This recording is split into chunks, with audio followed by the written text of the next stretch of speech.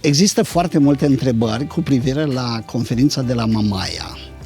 Dacă ceea ce se face acolo este după voia lui Dumnezeu și dacă este biblic. Dragii mei, vreau să vă spun și să declar cu toată convingerea că ceea ce se face la conferința de la Mamaia este o lucrare biblică. Femeile se adună, cele mai în vârstă, cele cu multă experiență le învață pe cele tinere cum să-și iubească bărbații și copiilor, cum să fie gospodine, cum să-și administreze viața și gospodăria fiecare. Există ateliere pentru bărbați, există o învățătură foarte bună din partea unor păstori. Fiecare bărbat poate să fie un soț bun sau un tată bun, cum fiecare bărbat trebuie să fie implicat în lucrarea lui Dumnezeu. Există foarte multe aspecte care conduc la dezvoltarea spirituală atât a bărbaților cât și a femeilor. Pe lângă învățătură avem sesiuni de rugăciune.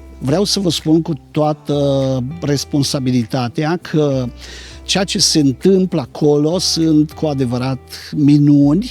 Am văzut femei eliberate, femei vindecate, femei care au plecat altfel de la conferința de la Mamaia. Este un beneficiu enorm atât la nivel personal, la nivel de familie și chiar la nivel de biserică locală. Aceste suflete care sunt acolo, sute de femei care vin împreună cu soții lor, aceste persoane pot să fie și sunt o mare binecuvântare pentru biserica locală. Vă invităm cu foarte mult drag la conferința de la Mamaia și fără nicio reținere, eu în calitate de păstor mi-am preluat această responsabilitate ca tot ce se întâmplă acolo să fie biblic și conform voii lui Dumnezeu.